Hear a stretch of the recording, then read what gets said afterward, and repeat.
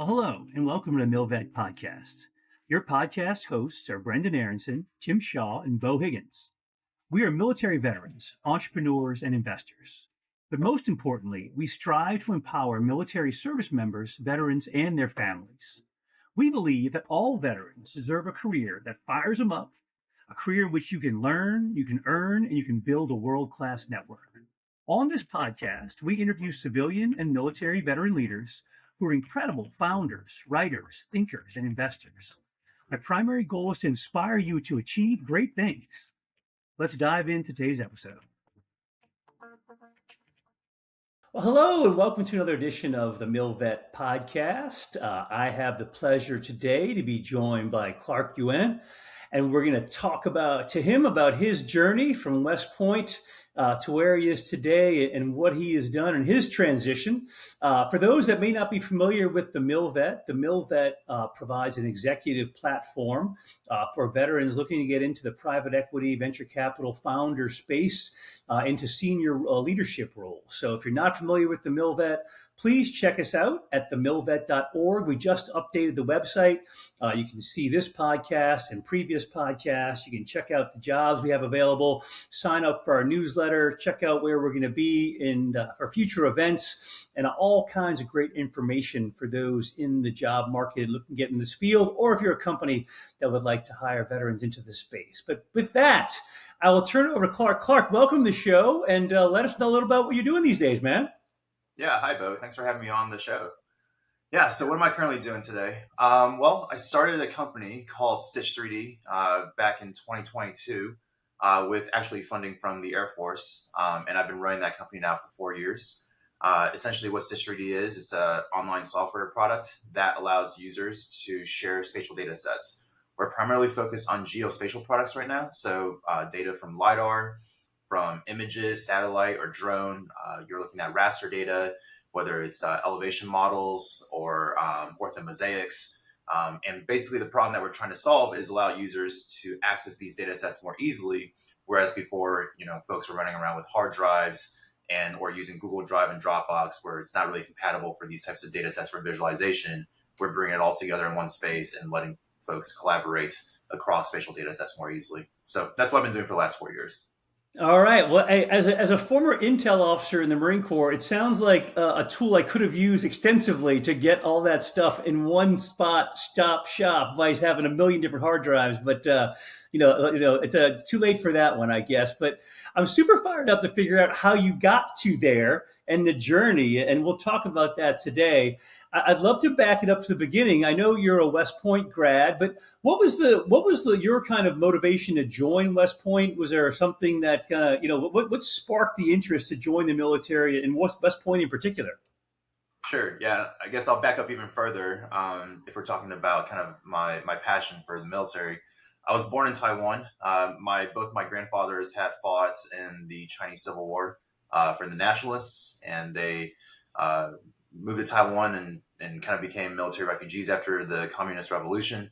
And so I think growing up in Taiwan and just listening to a lot of their stories from World War II, fighting the Japanese, to then, being involved in the conflict with the communists, really, inspired a lot of just early childhood memories, because they were kind of my heroes, and just thinking about the situations they found themselves in, being on a boat across the Taiwan Strait, going to Taiwan and, restarting life again. And then so when my family immigrated to the U.S. when I was 6 years old, I would still, speak with my grandparents. I see them about once every couple of years. And at a certain point, I had a conversation with my grandfather, and he had mentioned West Point and how the Chinese had tried to set up a similar institution in China. And I looked into it and did a summer camp there when I was in high school, and kind of fell in love with the military culture and what West Point was offering, and ended up applying. Awesome. That's a great story. I wasn't tracking the background of your family in Taiwan. That's an awesome story, and awesome. It's so many folks that I talk to here that are veterans have some family connection that served and are continuing that legacy. So great to hear that part of your past. But I'm also curious. I know you mentioned to me before that you're also a diehard Detroit sports fan. So is that where you grew up? Is that home? Yeah. I grew up in Detroit, in the Metro Detroit area. Being a Detroit sports fan, especially being a Lions fan, really trains resiliency in you. And so, yeah, we've had a good squad over the last few years, so hopefully we can make a breakthrough. Well, my wife's from Green Bay, so she may not believe Oh in man. that as much as you do, but I can appreciate the Packers Detroit dynamic out there. So all good, and wish you the best. Like certainly built resiliency that helped you make it through West Point. And definitely walk us a little bit through your time at West Point. I know you mentioned a little bit of your challenges you had at West Point. I'd love to hear about your time and how that did set you up for success as you move through into your military career. Yeah, I mean, I'll definitely say that West Point was not easy for me initially. Just going through cadet basic training, Beast, as most people know it, not having had anyone in my immediate family serve in the U.S. military, not even knowing how to put on the uniform and how to salute, and it was just like a shock to the system when you first arrive. And obviously, the first year you just continue to get shocked every single day. And yeah, through the times there, I made some really great friends. Had some really good times there, but also perhaps may have had too much fun. Ended up getting an alcohol board when I was a sophomore, which is 100 hours right off the bat. For those that don't know what a demerit is or an hour, you basically just spend your Saturdays and Fridays and Saturdays walking back and forth on a hardtop for hours at a time. You do 2 hours on Fridays, 5 hours on Saturdays, and I had close to 200 of those. So certainly another opportunity to build resiliency. But I wouldn't trade it for the world. I had a great time there. Majored in systems engineering and Chinese. Had a chance to go abroad to China for a semester, and really made some great friendships there.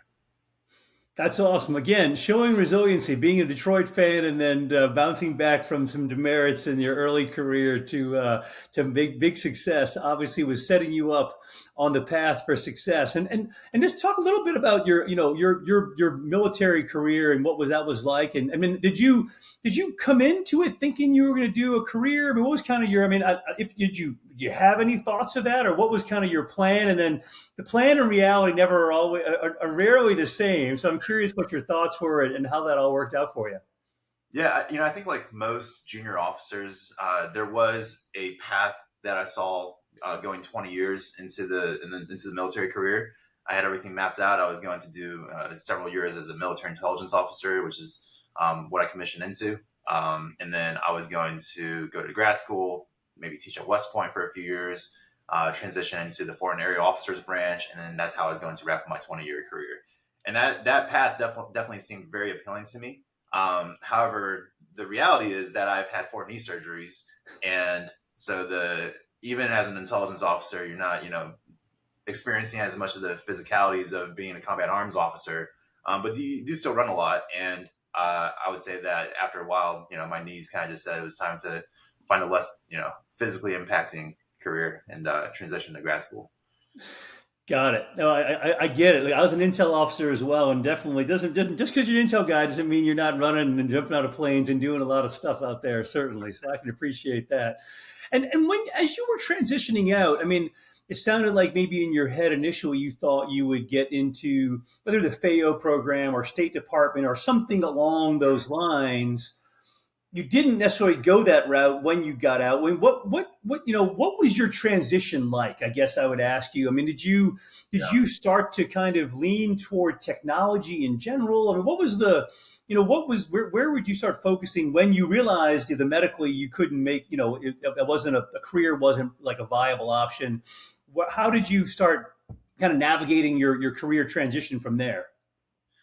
Yeah, and certainly that was part of the tension because I still have a heart for public service, and just because I was leaving active duty, in my mind I thought I was always going to be connected to public service in some manner, and so that's why I applied for a dual degree program. I did the public policy program at Harvard, and then I also did the business program at MIT.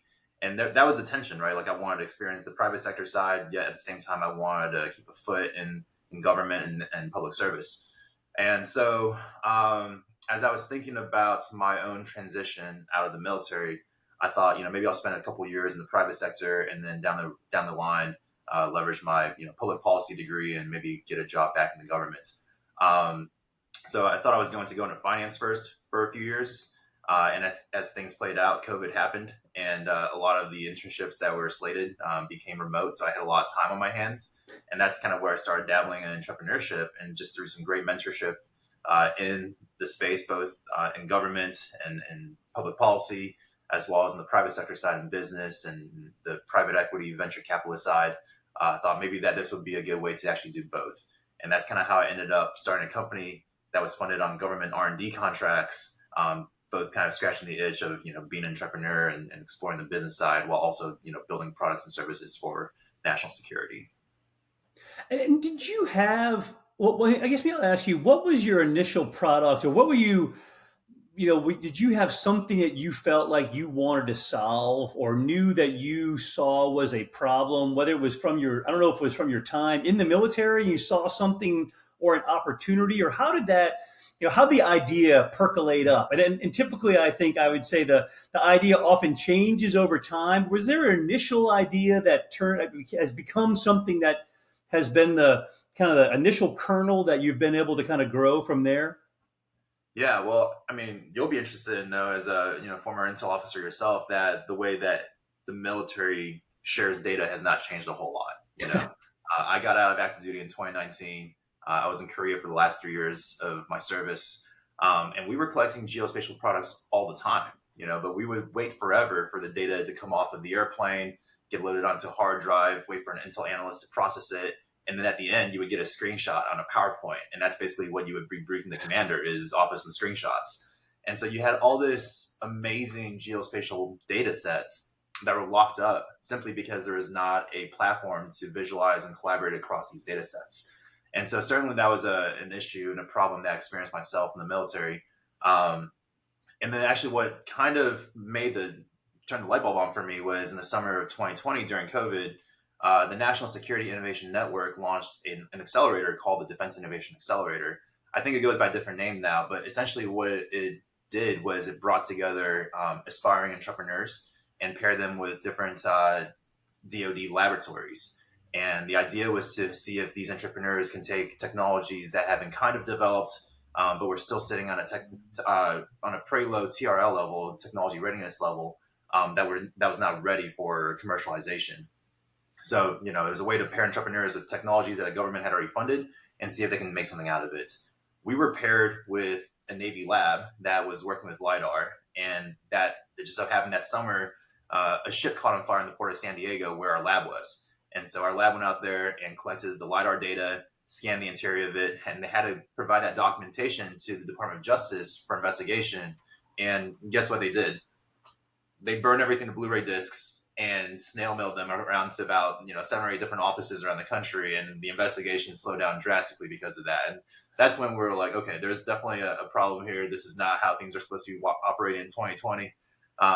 And so I spent about 2 years in business school, kind of just talking to people, doing some user interviews, and then when I graduated in 2022, that's when we really decided to go all in on it.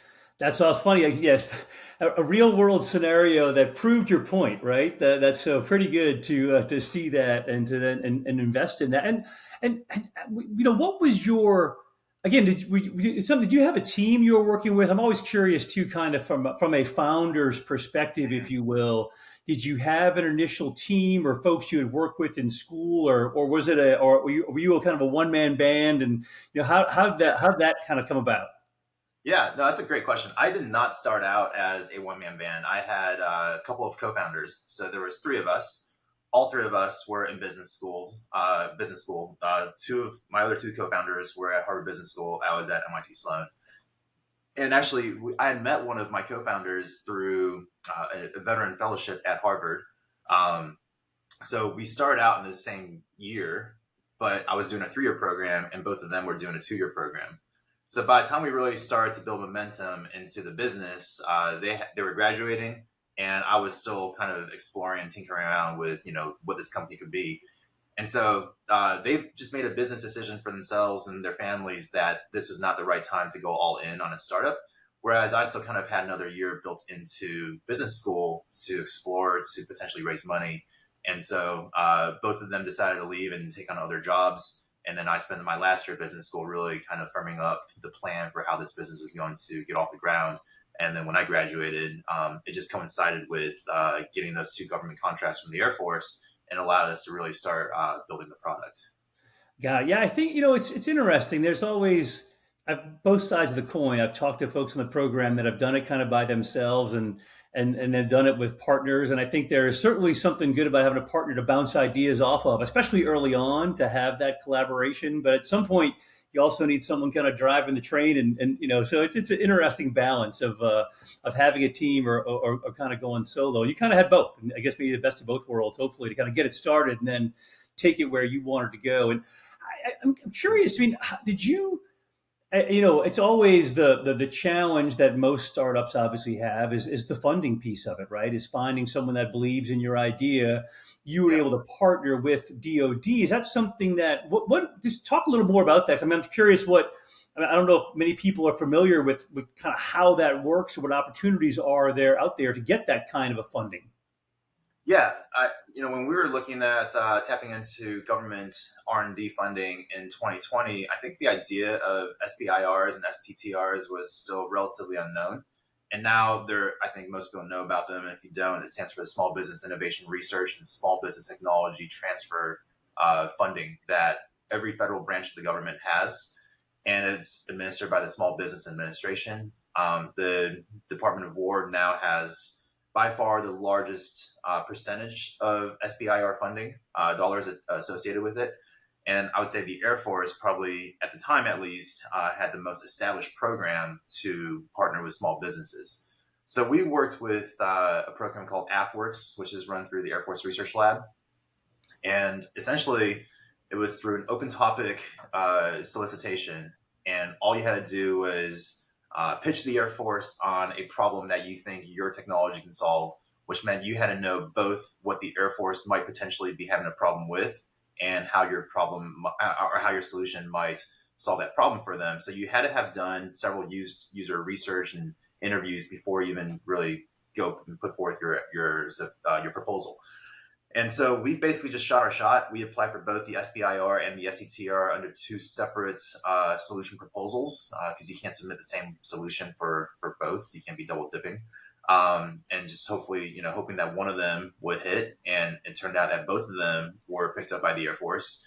And so we're like, oh, we're onto something here. And then the SBIR for open topic, at least back in 2020, was $750,000 per contract. So right away, give us $1.5 million of non-dilutive funding to really come out, build a team, build an MVP, test it with Air Force stakeholders, and iterate on the products a little bit. And that's essentially what we did for the first year and a half of the business.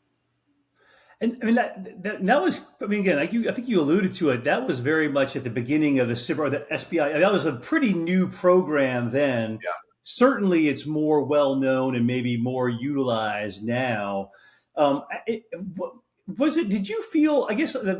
Did you feel like because you were working with DoD or now DOW, it moved slower than you would have wanted it to at all? I mean, I always think about government and slow. I mean, I know this process is supposed to be more streamlined, but Yeah. what is your take on working with government? Because I know you're now doing more things maybe in the corporate side of things. I'm just kind of trying to figure out what was that like, and what is the difference when you're working with the civilian side of things. Yeah. So I think for companies that are working through the CIBR program, it's very important to be clear-eyed about what your objectives are. If you see the program as primarily a vehicle for you to receive non-dilutive funding, to build an MVP, to iterate with real-life stakeholders, it's a great program. If you think the R&D funding is going to transition into acquisition dollars, and this is going to become some sort of program of record down the road, you are fighting an extremely uphill battle. Most CIBR, even phase 2 awards, don't progress beyond a phase 2 award. And this is not a fault of the government. This is just how the different pots of money are structured. You're in the R&D dollars pot, and in order to transition into the procurement pot of money, it requires you to build a coalition of basically buyers. You need the finance officer, you need the budgeting officer, you need a champion at the unit you're working with, and you need all these people to come together at the same time without anybody PCSing or retiring, or a finance officer deciding that it doesn't actually rack and stack within their priorities. And so you're spending a lot of time and effort building bottoms up momentum to transition from R&D to acquisition. And, we looked into that for a long time. We didn't want to give up on the military, but it kind of, three options kind of became clear to us. Either we were going to continue that bottoms up battle and try to build, stakeholders together or bring stakeholders together, or we could go and, bring lobbyists onto the team and lobby Congress to, potentially write some of this into the NDAA. Or we can have a third option, which is to partner with a prime or partner with somebody who's already building solutions for the military and see if we can help them with some of their solutions packets. We explored all three, and ultimately just decided that at the speed that we were building at, it would probably be better to go commercial first rather than try to do a true dual use approach, go to market. And so we pivoted in 2020, actually just last summer in 2025, to only focus on commercial customers first, through just a traditional subscription, SaaS software, go-to-market business model, as well as enterprise options as well for some of the larger clients. And I mean, I think that's a great point and an interesting point, because obviously you got your start on the DoD side or DoW side of the house for the funding on the R&D piece, and I think your point is well made of trying to go from R&D to production within the DoW is super challenging. There's a wall there, and there's good solid funding. And proof of concept. Obviously, by the time you finished the R&D piece, you had something that you knew was viable and that had proven itself for the Air Force in this case, which was great. But then making the jump, you decided it just made more sense, obviously, to go to the civilian side, which you are now, with the hope, I assume, of getting back into the DoD side in time. Is that kind of where you're at now, or kind of what is the vision, I guess? Yeah, of course. My heart is still to bring this technology back into national security. Public service, of course, is still very important to me.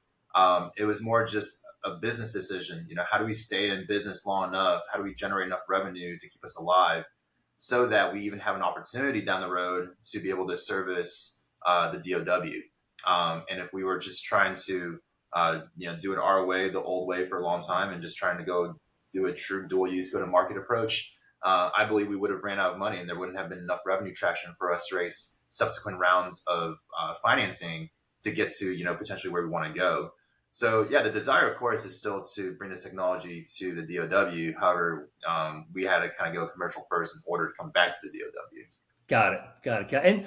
And what, obviously it was nice, obviously, to have the big checks up front from the SBIR, then you had to raise the money on your own. Was it an easy sell to the commercial side because you had a track record, or you're still knocking on doors and it's a hard sell?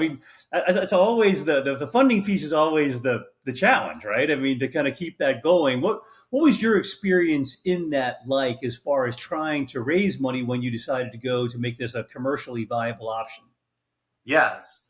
We were raising money for our pre-seed kind of throughout the entire process. We would raise friends and family checks. We would raise from smaller institutional investors, kind of in the range of $50,000 to $100,000. So we were continuously raising private capital while we were living off of the SBIR R&D funding.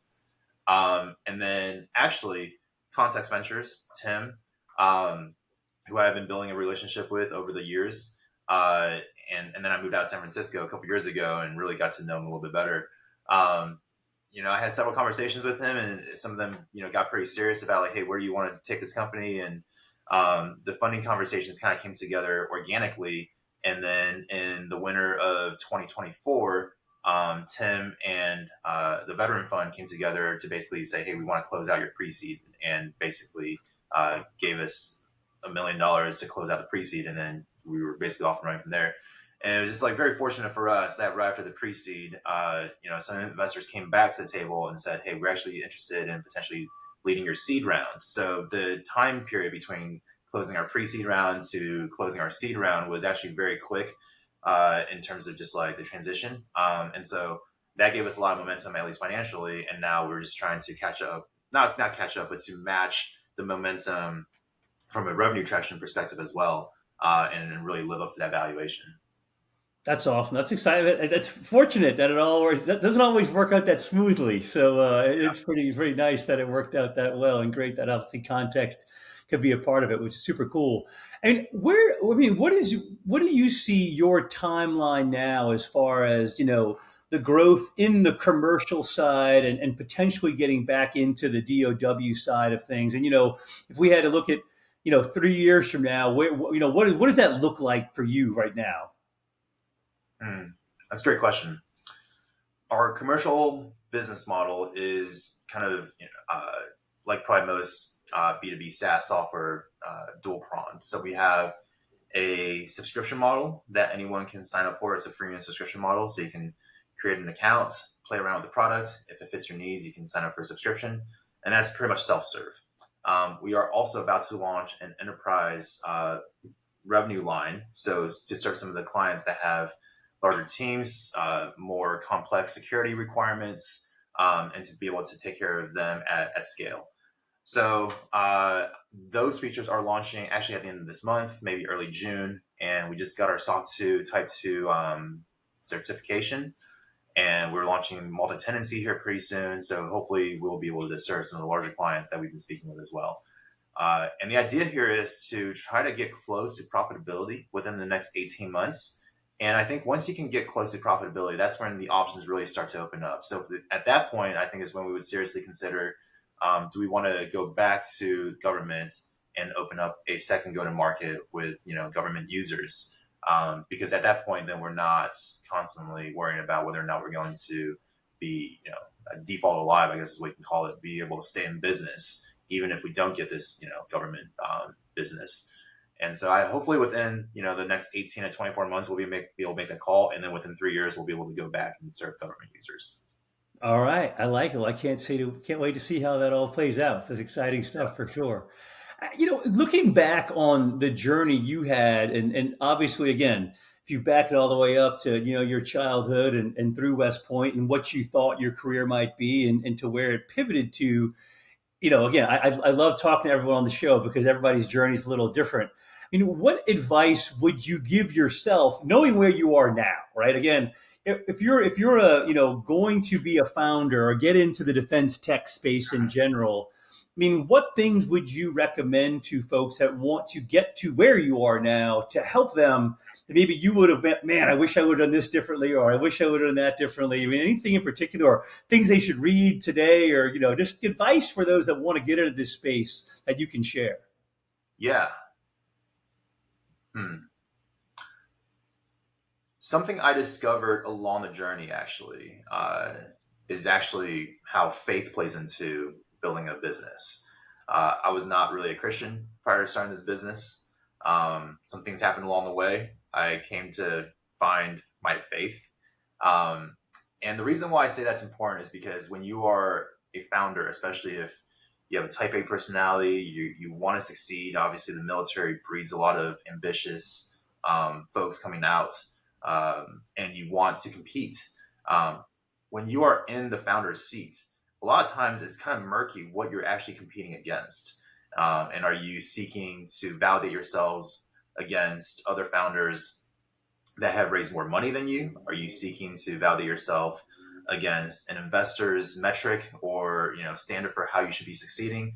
And so you can very easily fall into this rat race of always trying to compete towards something, but never really knowing if your business is actually successful in terms of other people's perspectives.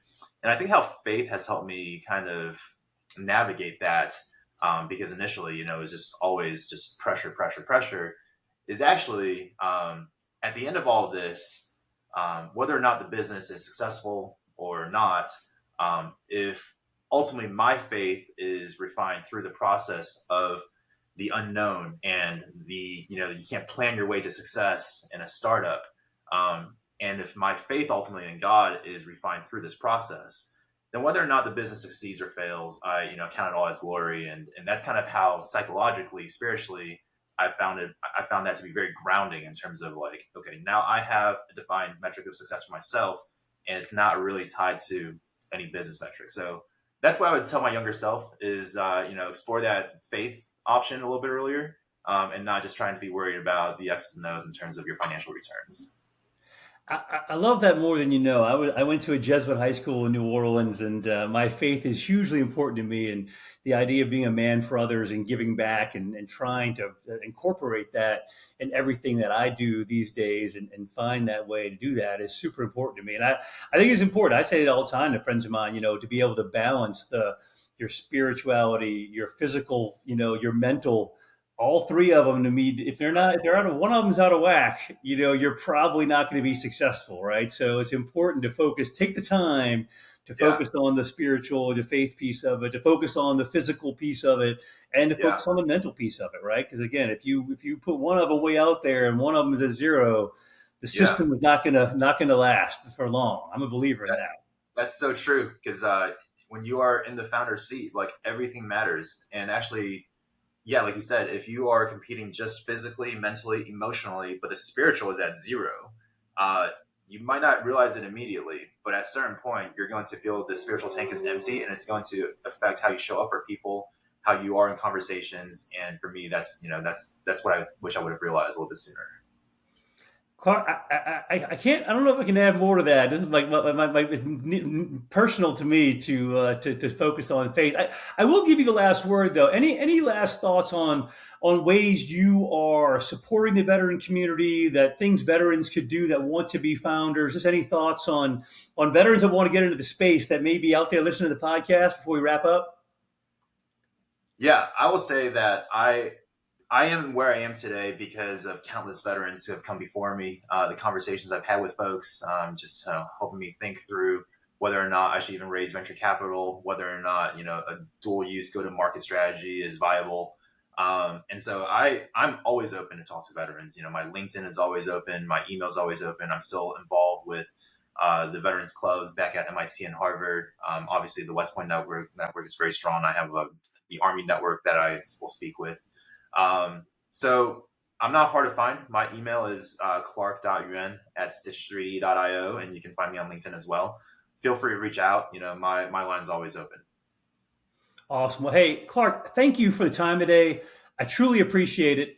It's been a pleasure getting to know you a little more, and look forward to getting the podcast out there and share with some veterans that I'm sure can benefit from your experience and your journey. So thanks for giving the time. Really appreciate it. Yeah, thanks for having me, Beau. Appreciate you.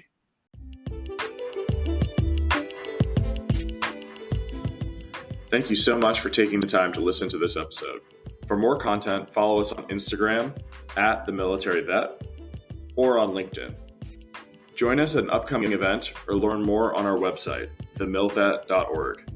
Feel free to email us directly at leadership@TheMilVet.org. Thank you so much and take care.